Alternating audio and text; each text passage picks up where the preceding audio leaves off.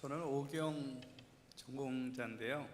창세기만 읽다가 시편으로 갑자기 와가지고 그냥 개인적으로 이 시를 읽으면서 번역하고 하면서 많이 위로가 됐습니다. 첫 발표에서 현장학 교수님이 시편이 기도다, 기도 교과서다라는 말에 큰 위로를 받았습니다.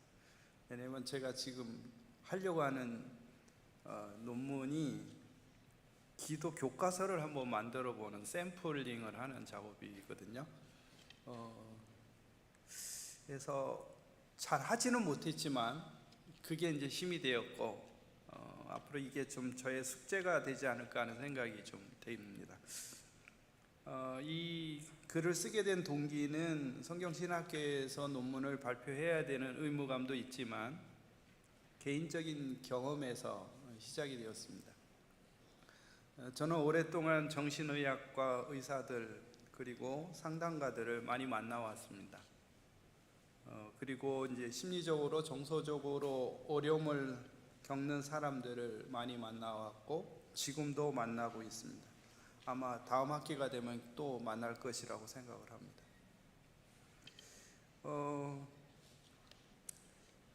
그러면서 이제 그분들을 만나면서 던진 질문이 성도들이 심리적으로, 정서적으로, 정신적으로 어려움에 직면했을 때 어떻게 구체적으로 기도할 수 있는지 그 방법을 가르쳐 줄 수 없을까? 이게 이제 저의 개인적인 고민이었습니다. 왜냐하면 많은 사람들이 상담가를 만나고 의사들 앞에서 자기의 심정을 다 토로하는데 그 중에 사실은 그 중에 이제 정신의학과 교수님이 한 분이 저한테 이런 말을 했어요. 제가 이렇게 물었거든요. 옛날에 상담가가 없고 정신의사들이 없을 때는 어떻게 했어요? 이렇게 했더니 자기가 중세의 기록을 보니까 기도가 그런 역할을 대신했다 라는 기록이 있다고 그런 얘기를 하면서 그래서 이제 시편을 이렇게 보니까 그 상담의 요소들이 상당히 많이 들어가 있는 거예요. 그래서 한번 이제 고민을 조금 하면서 구체화 한번 해보려고 했는데 오늘 작업이 핑계만 대다가 첫 번째 작업이 되는 것 같은 느낌이 듭니다. 그러나 만족도는 많이 떨어지는 것 같고요. 그런 생각을 했던 이유가 하나님은 상담가이시다라는 시편 9편 6절의 말씀인데 그럼 어떻게 우리가 하나님과 상담할 수 있을까? 이런 고민 속에 답은 기도였고 그 기도는 시편에 엄청나게 많이 나와 있다라는 것이었고 특별히 기도가 일반적 상담보다 상담과 다른 것은 그 일반 상담의 한계를 훨씬 뛰어넘기 때문에 그래서 탄식과 절망 속에서 찬양으로, 희망으로, 생명으로 인도하는 요소들이 굉장히 많이 있기 때문에 오히려 더 굉장히 효율적이고 유익하다라는 생각을 했기 때문입니다. 시편 연구와 관련된 그리고 시편 22편과 관련된 연구들을 보면 크게 이제 보면 신학적 연구의 범주에서 크게 벗어나지 않았다는 판단을 하게 됩니다. 그럼에도 불구하고 이제 시편 같은 경우는 특별하게 그 목회 현장에서 시편 찬송이라든가 시편송을 통해서 하나님의 그 영광과 존귀를 찬양하는 노래, 또 우리의 고통이 노래가 되어 하나님의 이름을 높이는 찬송이 된 것들은 목회적으로 많이 이용됐다고 봅니다. 그런데 아쉽게도 제 생각은 시편이 기도이라고 이야기는 하면서 기도 학습서가 되지 못한 것, 그러니까 어떻게 우리가 기도할까라고 기도해라고 얘기하지만 구체적 상황에서 어떻게 기도할지를 잘 우리가 전 개인적으로 교회로부터 교육을 받아본 경험이 없어요. 그냥 기도의 5대 요소나 이런 요소를 가지고 기도하라고만 했지 조금 더 깊은 기도의 안내서가 필요하지 않을까 하는 생각을 하게 되었습니다. 시편 22편도 보면 예수 그리스도의 순환과 관련해서 많이 연구되었고, 또 시편의 가난한 자와 관련해서도 연구가 많이 되었습니다. 그러나 이 부분도 여전히 신학적인 부분에 많이 머물러 있지 않는가 하는 생각도 해봅니다. 물론 신학과 실천이 분리되진 않지만 조금 더 제가 원하는 구체적인 내용 속에서 그런 부분이 좀 하지 않은가 하는 것이 이제 제 연구의 이제 동기가 되었고, 알렌 로스가 이제 이야기하는 가운데 시편을 읽을 때 두 차원으로 읽어야 된다고 생각하는데, 이 본문을 특별히 하나는 이게 이제 긴급한 기도다, 시인의.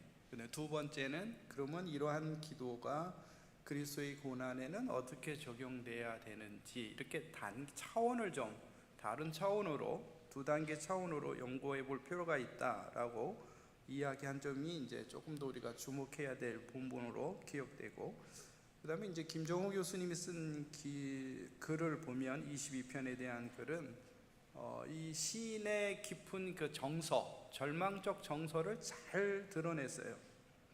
그래서 그 본문을 보면 우리가 어떻게 기도해야 될지에 대한 정서적인 문제들에 대한 표현들을 잘 하고 있어서 통찰력을 준다고 보았습니다. 그래서 저는 사실은 22편을 우리 현창학 교수님인데 개인적으로는 이렇게 표현을 많이 하시는데, 저도 그냥 개인적으로 이것이 고난받는 자의 기도로 읽고, 자신의 심각한 고통의 문제를 어떻게 성찰하고 또 어떻게 토로하고 또 그 고통 속에서 어떻게 희망을 발견하는지, 그런 것들을 좀 주목하려고 합니다. 3페이지로 넘어가면, 제가 연구 목적은 시편 20편의 이제 문학 구조와 내용을 분석을 해서 상처 입고 고통받는 자들이 시편 22편의 기도를 따라서 어떻게 기도할 수 있는지 보여주는 하나의 모델을 한번 만들어 보는 것입니다. 특별히 맨 밑으로 가면 시편 22편의 제 전제는 거시구조와 미시구조가 우리의 기도의 뼈대를 제공할 수 있다고 봅니다. 그리고 그 내용들은 우리가 내적 외적으로 겪는 고통을 어떻게 하나님께 토로할 수 있는지, 그 내용들과 방법들을 가르쳐 줄 수 있다라고 전제를 한 것입니다. 시편 22편의 그 문학적 구조 분석을 보면 여러 사람들의 의견이 있는데요. 4페이지로 넘어가면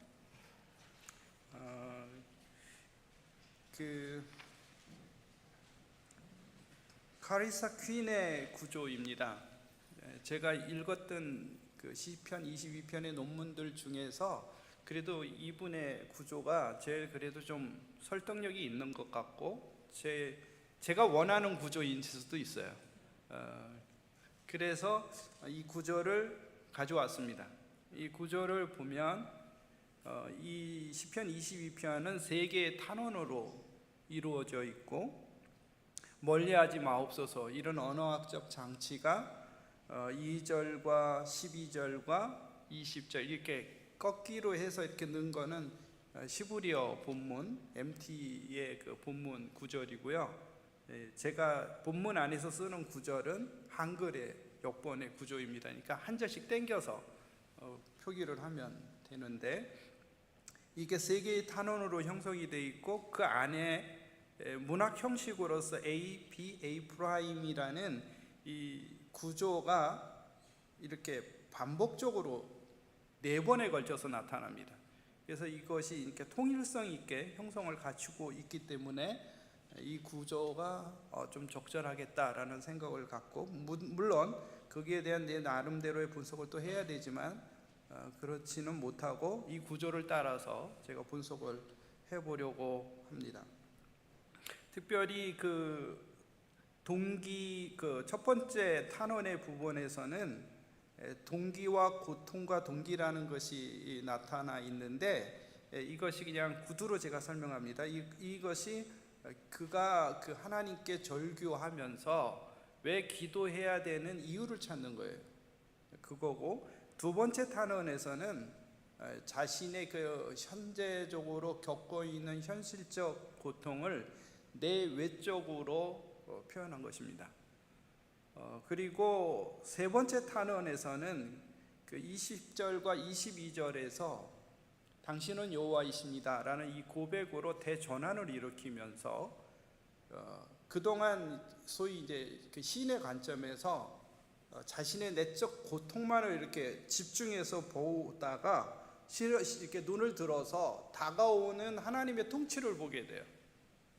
시선을 완전히 전환하면서 거기에서 어떻게 자신의 그 어떤 고통과 탄식을 극복하면서 어떻게 그 다가오는 하나님의 통치, 주권적 통치에 대한 선포와 함께 미래로 나가는지, 이렇게 보여주는 구조를 갖고 있습니다. 조금 더 내용을 같이 보면 5페이지로 넘어가겠습니다. 이 정도면 시간이 좀 적절할 것 같은 생각이 들어요. 5절에 보면 시인은 이제 엘리라고 부르며 왜 나를 버리고 떠나셨습니까? 저는 이거를 왜 나를 떠나셨습니까? 이런 표현보다 버리고라는 단어를 더 넣었거든요. 아자부탄이니까 버리고 떠났다라는 감정이 더 처절한 감정이죠. 그래서 이것을 통해서 그의 시인의 깊은 소외에서 터져 나오는 절규로 시작합니다. 멀리 계십니다라는 것에서 버려짐, 또 무관심, 불안, 두려움을 나타내고, 그래서 시인은 구원을 위해 부르짖지만 너무 멀리 계셔서 소리가 닿지 않는다고 고백을 합니다. 이 소외감은 인간이 느끼는 극심한 두려움이고, 가장 큰 두려움은 하나님으로부터 버림받았다는 두려움이죠.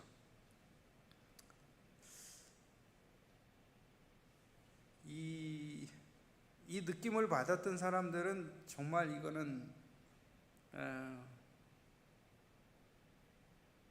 이거는 겪어본 사람만이 아는 거죠. 이건 희망의 단절이자 유일한 소망마저도 끊어진 상태를 표현하고 있습니다. 2절에서 시인의 울부짖음은 멈추지 않는데 밤낮 온종일이죠. 입을 다물지 않고 하나님을 찾지만 하나님은 대답이 없다는 거죠. 여기서 또 하나의 이제 우리가 절규를 듣게 되는데, 저 여러분이 잘 아는 엘리 라마 사박다니, 십자가 도상에 절규하는 우리 주 예수 그리스도의 소리이죠. 이 하나님의 예수 그리스도의 소리에 하나님은 응답하지 않았습니다. 버림받은 예수의 모습 속에서 우리는 모든 관계와 단절된 상태, 즉 우리가 감당하기 어려운 소외와 단절 그리고 고통을 경험한 예수의 소리를 듣게 됩니다. 22편 3절에서 5절 동기인데, 시인은 울부짖는 동기를 제시하죠. 이 동기를 두 단어로 제시하는데, 하나는 카도시고 하나는 유셰부. 전자는 하나님이 다른 존재와 구별된다는 것이고, 두 번째는 하나님이 거하신다는 뜻인데, 하나님이 다른 존재와 구별된 특별한 거룩하신 분이 지금 이스라엘 가운데 거하신다, 이 말이 시인에게서는 이제 희망이 되는 겁니다. 특별히 그는 이제 2인칭 대명사 전미어 당신이라는 말을 4번이나 사용하는데, 그래서 하나님께 시선을 돌리게 하고, 또 그 이유는 하나님이 그에게 희망이 되기 때문입니다. 그러면서 이제 조상들의 이야기를 가져오면서 조상들이 의지했다는 말을 4번이나 사용돼요. 그러면서 그 의지했다는 그 깊은 신뢰를 강조하면서 그들이 울부짖어서 구원을 얻었다라는 것을 말합니다. 이것이 이제 시인이 하나님께 기도하는 동기예요. 여기서 이제 제가 느끼는 거는, 우리가 기도할 때 저는 이제 이 시편 22편의 상황을 읽어보면 기도하는 것이 비정상인 것 같은 느낌이에요. 기도하는 것이 비정상. 공감을 안 하시는 것 같아요. 여기까지 가시면 안 되죠. 근데 이 정도 되면 기도 못 합니다. 진짜. 일부는 제가 조금 느낍니다. 저는 이 정도까지 조금 비슷하게 갔기 때문에. 근데 이게 기도 못 하거든요.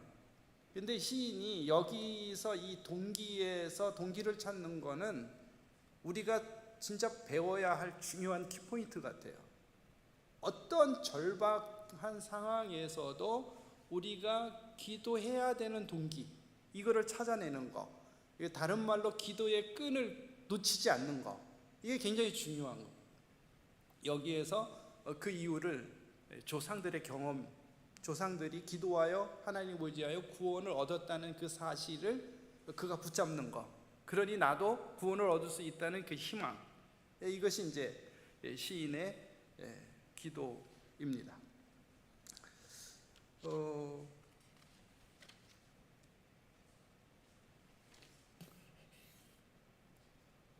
그러면서 6절에서 9절 오면 이제 시인의 이 감정이 굉장히 앞과 뒤가 확 바뀌어요.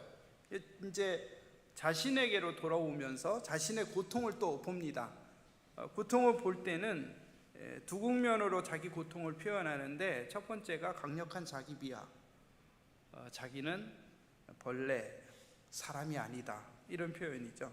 이거는 인간의 존엄성마저 상실한 자신의 비참함을 토로하는 것이고, 두 번째는 사람들의 조롱으로 인한 고통. 시인은 이거를 점층적으로 표현해서 객관적인 자기 멸시, 자기 비난에서 시각화시킵니다. 시각화시키는데, 예를 들어서 입을 크게 벌린다, 머리를 흔든다. 이게 조롱받는 것을 시각화하고, 또 언어적 직접 화포를 통해서 언어적 조롱까지 확대하면서 그가 공개적인 수치심에서 시각적 모욕을 거쳐서 언어적 그 폭력에 이르는 정서적 충격, 이것을 표현합니다. 그래서 그가 경험한 고통의 깊이와 수치심을 극한 상태에 도달했다라는 것들을 드러내고 있습니다. 그러면서 다시 동기를 찾는데, 그것이 뭐냐면 그냥 요약적으로 이야기하면 자기는 태생적으로 태어나면서부터 하나님을 의지하게 만들어졌다라는 것을 고백합니다. 나는 모태에서부터 하나님이 내 하나님이셨다. 그래서 사실은 아까 그 고통의 현실을 직시할 때 거기서 대부분 그냥 무너져 버릴 수밖에 없는 그런 상황인데, 거기서 다시 일어나서 붙잡는 게, 나는 태생적으로 하나님을 의지할 수밖에 없다. 그러니까 앞에 조상들이 의지했던 것과 지금 자기가 태생적으로 하나님을 의지할 수밖에 없다라는 이야기를 하면서 하나님이 내 하나님이다 라는 이 고백을 하게 됩니다. 그래서 그는 이 하나님을 의존할 수밖에 없는 그 존재, 이것이 그가 하나님께 기도하는 근본적 동기가 되죠. 그 다음에 이제 두 번째 탄원으로 넘어가면, 이제 시인은 이 두 번째 탄원에서 완전한 고립과 통제 불가능한 내적 고통을 통해서 총체적으로 붕괴되는 자신을 적나라하게 드러내고 있습니다. 특별히 이제 11절에 당신은 내게서 멀리하지 마십시오라고 이렇게 부르짖는데, 이렇게 간청하죠. 이 간청, 탄원하는데 이 탄원의 이유를 둘로 얘기합니다. 고통이 가깝기 때문이다, 도울 자가 없기 때문이다. 임박한 고통이 자기한테 다가오고 그 다음에 도울 자가 없다, 이 두 가지 이유가 제시되면서 멀리하다 가까이하다라는 이 대조를 통해서 시인의 긴박한 상황, 절박함을 이제 부각시키죠. 이런 것을 통해서 이제 강력하게 부르짖는 게, 그렇기 때문에 하나님 나 멀리하지 말아 주십시오, 나 멀리하지 마십시오, 이렇게 얘기하죠. 앞에는 너무 멀리 계십니다 이렇게 얘기했었거든요. 근데 여기 부정어를 써서 이젠 제발 멀리하지 말아달라는 더 간절한 간청으로 나아가는 그러한 상태입니다. 그러면서 이제 시선을 이런 탄원에서 이제 고통인데 외부적 고통을 이제 드러냅니다. 외부적 고통을 보면 황소, 힘센소, 그 다음에 이런 그 단어들, 그 다음에 이제 동사들이 아주 좀 에워쌌다, 둘러쌌다, 입을 벌린다, 찢고 으르렁댄다, 이런 표현들을 통해서 그가 그 아주 위협에, 외부적 위협에 처해 있다는 것들을 고백을 합니다. 특별히 이러한 묘사들은 시인이 물리적으로 심리적으로 고립되어 압박받는 상태를 표현하는데, 특별히 찢다와 으르렁대다 동사가 아까 형 교수님 분사형으로 얘기하죠. 분사입니다. 분사인데 저는 이거를 이렇게 해석했습니다. 분사형을 지속 반복으로 해석했습니다. 그래서 지속적이고 반복적인 공포 상황에 노출되어 있음을 나타내는 거죠. 그러니까 이 고통이 그냥 한 번 있는 고통이 아니라 아주 지속적으로 괴롭힘을 당하는 이러한 고통인 것을 알 수 있죠.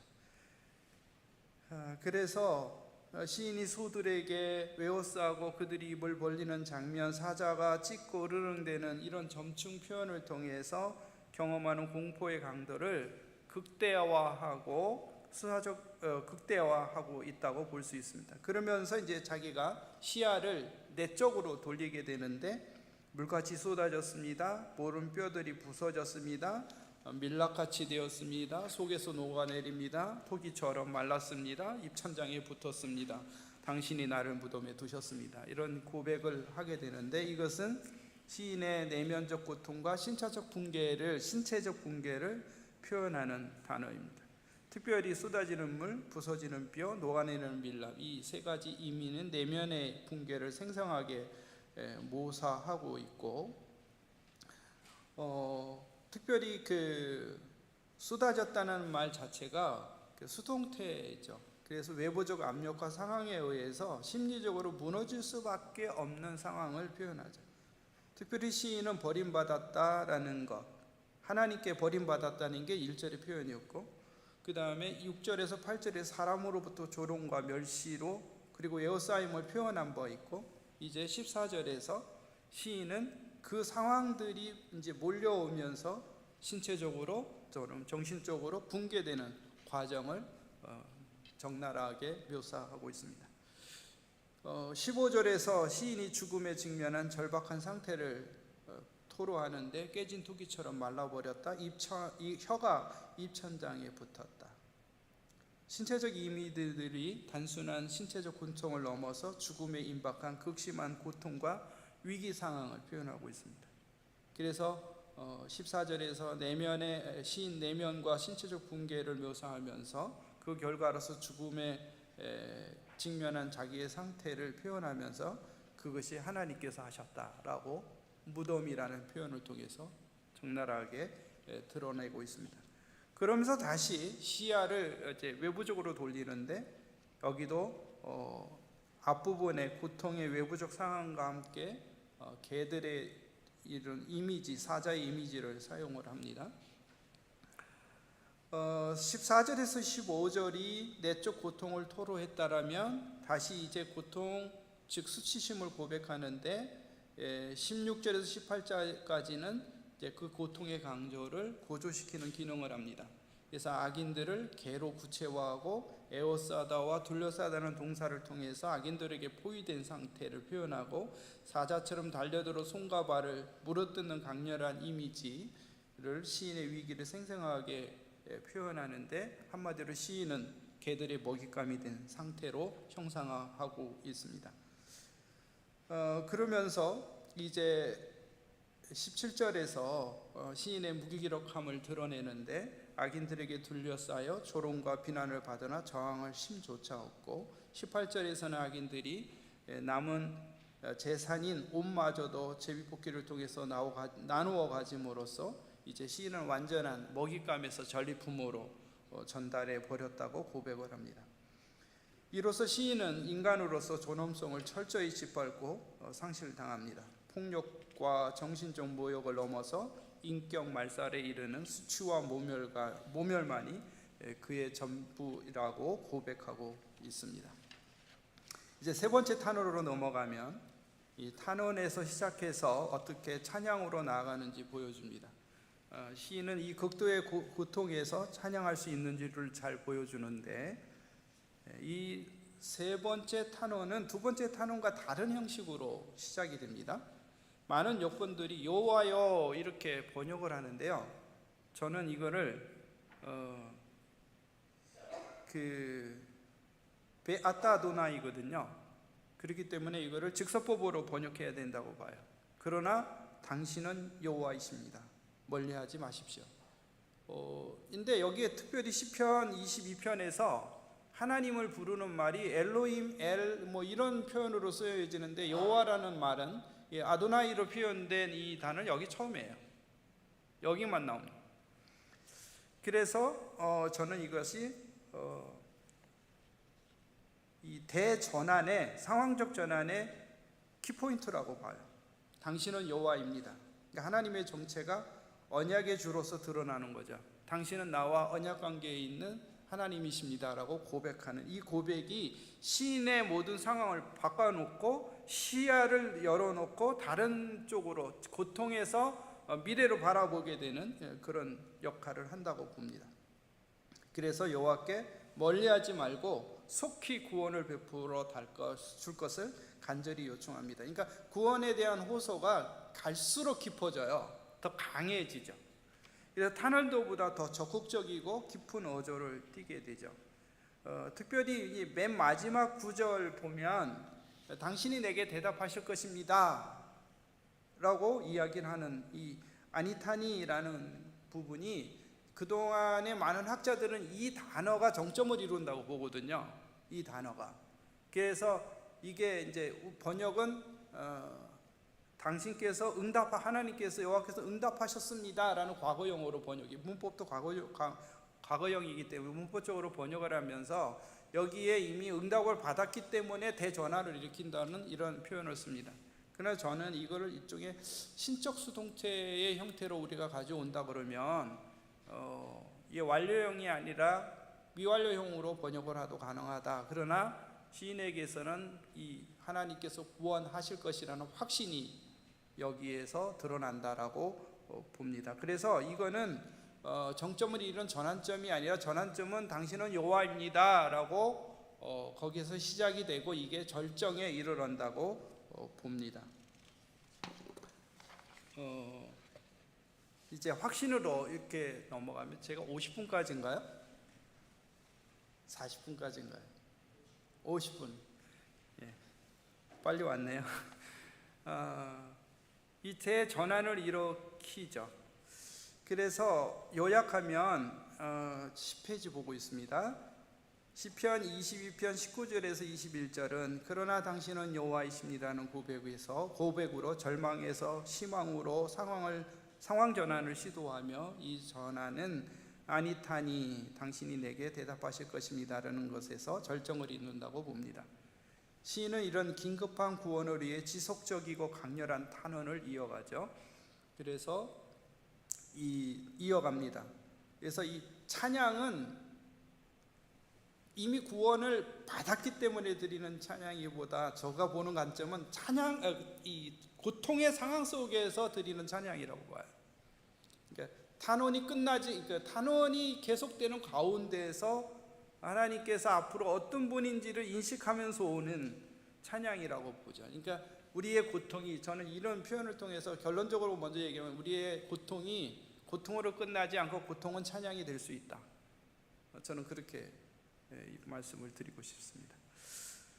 그래서 22절과 23절의 내용을 보면, 내가 하나님을 이름을 찬양할 것이다라는 개인적 그 확고한 의지에서, 내가 너희는 그를 찬양하라, 야곱의 자손들은, 이스라엘 자손은 모두 그를 경외하라라고 이야기하는 공동체 찬양의 촉구로 이렇게 발전합니다. 여기에는 이제 우리가 이제 두 가지 이제 전환이 오는 거죠. 개인에서 공동체로, 또 두 번째는 개인적 결단이 공동체에 대한 초대 형태로 나타나면서 여호와를 찬양하라, 여호와를 영화롭게 하라, 경외하라 하는 이런 점총을 통해서 개인의 문제가 하나의 고백으로 끝나는 것이 아니라 공동체에게 찬양을 요청하는 단계로 나아가고 있다라는 것을 우리가 알 수 있습니다. 24절에 보면 이제 그 이유, 내가 왜 찬양해야 되는지에 대한 이유를 찾고 있는데, 그 이유를 삼중의 부정문하고 하나의 긍정문으로 이야기를 합니다. 삼중의 부정문은 시인은 자신을 멸시하지 않으셨고 고통을 싫어하지 않으셨고 얼굴을 숨기지 않았다라고 고백합니다. 앞에서는 분명히 안 보이셨다고 얘기했잖아요. 불러도 대답이 없었다고 얘기했잖아요.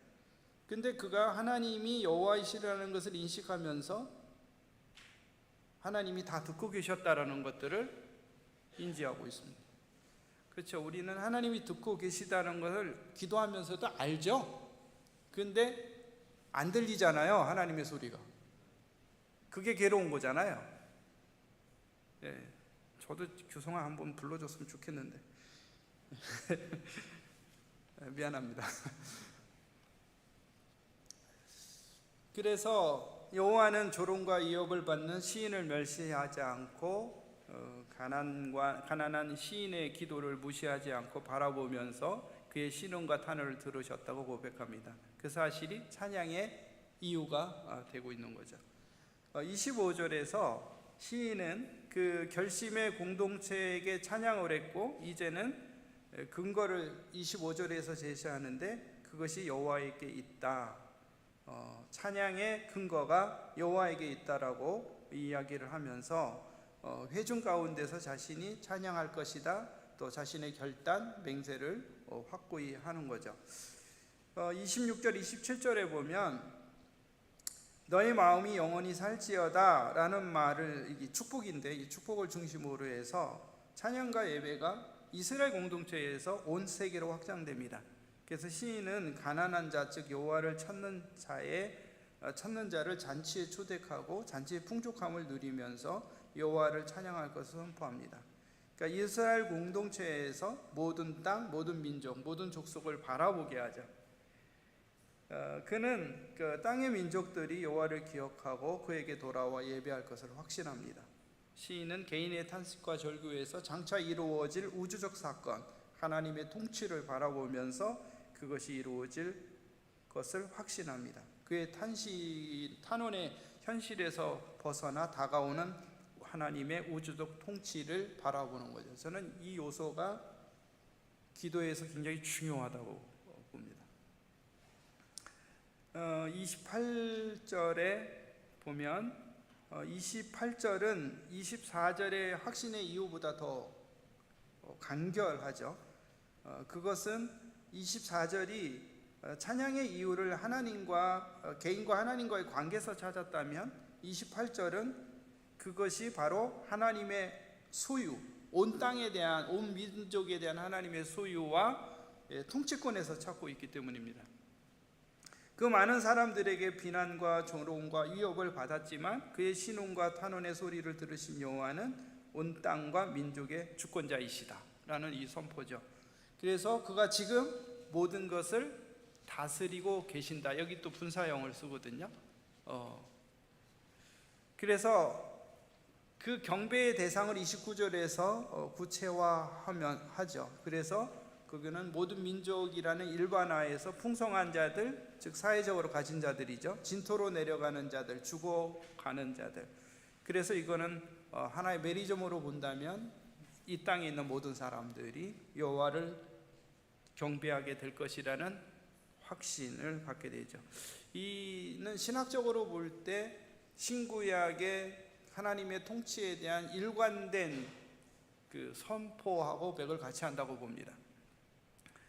30절로 가면 이제 시선이 모든 민족에서 다가오는 세대까지 확장해서 나가오고 있습니다. 후손 또 오는 세대, 그들이 와서 선포할 것인데 그의 의, 여기서 그의 의는 하나님의 구원을 얘기하는 것이죠. 그러니까 하나님의 구원은 현재만이 아니라 모든 민족 그리고 다가오는 모든 세계가 해야 할 일이라고 이야기를 하고 있습니다. 그래서 소결론을 얘기하면 여태까지 이제 우리가 봤던 내용이니까 이거를 시편의 사상적 흐름을 굳이 제가 다시 표현하지는 않겠고 이미 여러분들이 요약을 했으리라 생각을 하고 그냥 넘어가겠습니다. 제 목적은 시편 22편을 통한 치유를 위한 기도 모델을 한번 만들어 보는 것인데 제가 원했던 거하고 썩 그렇게 만족스럽지는 않습니다.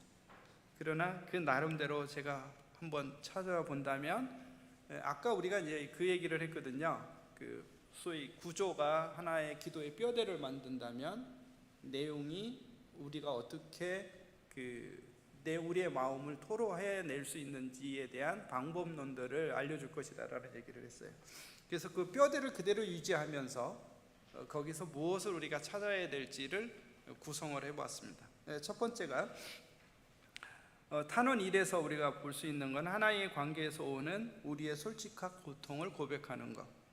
그래서 우리의 절규, 첫 번째는 하나님을 부르는데 절규와 울부짖음이죠. 그러니까 이미 찢겨질 대로 찢겨진 상처 입은 영혼인데 왜 하나님은 나를 버리시옵습니까? 울부짖는 것처럼 우리도 우리의 감정을 그냥 울부짖음으로 쏟아놓을 수도 있다. 우리가 기도의 시작을 할 때 거룩하신 하나님 이렇게 시작할 필요는 없다. 죄송합니다. 우리의 그냥 한참 울어도 된다. 그냥 그것도 뭐 몸부림치면서 울어도 된다. 이게 시편 22편이 우리에게 가르쳐 주는 거거든요. 그러니까 실컷 울어라라는 얘기죠. 근데 그렇게 울 때 그냥 막 우는 게 아니라 그 하나님이 우리와 어떤 관계에서 내가 느끼는 감정이 도대체 뭐냐. 지금 이게 소외감을 느끼고 있잖아요. 그러니까 그 표현을 하는 것처럼 그 부재의 느낌이 어떻게 인식되고 또 어떻게 그것이 확인되고 있는지를 그대로 아뢰는 거. 감정을 숨기지 않고 그대로 아뢰는 거. 여기서부터 우리 한번 시작을 해보자. 두 번째는 내가 동기 찾기. 내가 왜 하나님께 이렇게 울부짖어야 되는지를 동기를 찾아보자. 여기 시인은 두 가지에서 찾았죠. 하나는 조상들에게서, 하나는 자기가 태생적으로 하나님께 의지했다라는 거기에서 동기를 찾았어요. 그러면 우리는 이것을 가지고 온다면 우리가 하나님과의 개인적인 경험 속에서 구원을 경험했던 이야기라든가 아니면 우리의 주변의 환경 속에서 구원을 얻었던 이야기라든가 가장 좋은 선례는 나는 성경이라고 봅니다. 이스라엘 또는 교회 공동체가 하나님의 어려움 속에서 어떻게 구원을 받았는지 그거를 붙잡고 우리가 하나님의 교회의 일원으로서 어떻게 우리가 하나님께 기도해야 되는지를 근거를 찾을 수 있다고 봅니다. 두 번째는 그 동기를 하나님에게 나는 어떤 존재인지 확인하는 것인데 지금 태생적으로 하나님을 의지할 수밖에 없는 존재라고 시인은 깨달았잖아요. 그럼 나는 도대체 어떤 존재라는 거예요? 하나님과의 관계 속에서 내가 왜 하나님께 울부짖어야 되는지 이에 대한 관계적 근거를 우리가 한번 찾아야 된다. 거기에 오히려 그것이 우리가 하나님께 기도하는 도움의 요청의 근거가 될 수 있다라고 봅니다. 그 다음에 이제 제가 아주 좀 구체적으로 좀 자세히 보고 싶은 것이 이건데 이제 시간이 2분밖에 안 남아서 짧게 얘기하면 탄원 두 번째 탄원에서는 우리의 상처와 고통을 구체적으로 말하기. 그래서 보면 여기는 지금 외부적 상황과 내부적 상황을 보고 있잖아요. 그러니까 외부적 상황을 통해서 우리가 볼 수 있는 건데 그래서 우리가 여기에서 나타나는 그 심상들을 구체적으로 사용할 필요는 없어요. 저는 그렇게 봐요. 그러나 우리가 지금 외부적인 우리가 겪고 있는 외적인 상황들 그것이 뭔지를 기록하는 거죠. 그래서 저는 우리가 기도를 할 때 하나님과 정말 진지한 상담을 하려면 잊지 말고 하나님께 얘기해야 되니까 저는 펜을 들어서 노트에 쓰라고 얘기하고 싶어요. 우리가 느끼는 외적인 그 감정들을 또는 그 현황들을 그냥 써라. 그리고 그걸 가지고 기도하라. 저는 이거는 많이 학습을 시켜본 경험도 있습니다. 여러분 쓰고 나서 쓴 내용을 가지고 기도할 때 기도가 더 오래 할 수 있다는 걸 아세요? 안 해보신 분들은 대답을 하지 마십시오. 이건 굉장히 중요한 우리의 기도에 있어서 핵심이라고 볼 수 있습니다. 그래서 피상적인 것보다는 구체적인 기도를 하는 게 좋다. 하나 예를 들었는데요. 학생들이 내 기도 제목이 뭐냐 이렇게 물어보면 그런 얘기 많이 하거든요. 이번 시험 잘 보게 해주세요. 저는 이런 기도는 조금 피하라. 구체적인 기도는 이런 거죠. 제가 아르바이트 상황이 있다면 여기 하나 써놨는데, 저는 아르바이트를 밤 12시부터 6시까지 합니다. 그래서 내가 시험 공부할 시간이 없습니다. 그래서 짜투리 시간을 통해서 우리가 공부해야 되는데, 하나님 그 시간에만이라도 나를 집중하게 해주세요. 이렇게 기도하는 게 현실적이지 않은가요? 목표지향적 기도보다 상황적 기도가 더 낫지 않겠느냐라는 거죠. 자, 내체적 내면의 육체와 고통에 관해서 구체적으로 표현하는 것인데, 지금 이것도 보면 압박으로 인해서 내면에 어떤 일이 일어나는지 구체적으로 느끼고 인식하는 것을 고백하는 것인데, 이렇게 하기 위해서는 내면에 대한 깊은 성찰이 필요하고 그것을 잊지 않기 위해서 기록하는 것이 필요하다. 하나도 빠지지 않고 하나님과 대면하여 대화하기 위해서 면밀한 준비도 필요하다. 우리가 우리의 상처와 고통을 상세하게 명명하고 묘사할 때 우리는 성령의 도움으로 치유의 과정이 시작될 수 있다. 이게 저는 제가 생각하는 시편 22편을 통해서 얻는 것입니다. 그리고 우리가 느끼는 감정에 대한 솔직한 고백. 우리가 기도할 때 우리의 감정을 억압할 필요는 없다. 시인은 감정을 적나라하게 드러내고 또 이 자신의 존엄성 상실되는 느낌, 수치심, 경멸, 모멸감을 그대로 하나님께 토로한다. 그래서 고통에서 느끼는 감정에 대해서 우리가 상세히 관찰하고 그것을 그대로 토로하는 것이 필요하다라고 봅니다. 그 다음에 이제 탄원 3에서 제가 1분을 오버했는데 용서해 주십시오. 2분까지 오버될 것 같습니다. 언약을 붙잡고 간절한 간구와 시선을 확장하는 것인데, 시인의 이렇게 전환점, 특별히 2단계 자기 자신에 대한 토론은 일반 상담에서 일어날 수 있는 일이에요. 그러나 우리가 기도에서 중요한 것은 우리의 그 대상이 일반 상담자가 아니라 하나님이시라는 분, 그가 나와 언약의 관계에 있는 언약의 하나님이시라는 것, 그것을 기억하는 것이 중요하죠. 그래서 현실에 대한 고백도 필요하지만 내가 현실의 포로가 되지 않는 거예요. 하나님을 기억해내는 것은 내가 현실의 포로가 되지 않는 거죠. 그 안에 갇혀서 못 나오는 그런 게 아니라 그것을 붙잡고 언약을 붙잡고 그 현실에서 벗어나는 작업들이 필요합니다. 그래서 시선을 확장하는데 그것이 바로 주변 환경과 다가올 하나님의 다스림. 그래서 찬양과 그것을 결당하면서 선포를 확정되는데, 이런 구조를 따라서 시선을 현실에서 하나님에게로 돌리면서 그의 통치를 바라보면 자기의 그 현실적 고통이 보이게 되죠. 그리고 거기에 위로를 이제 얻게 됩니다.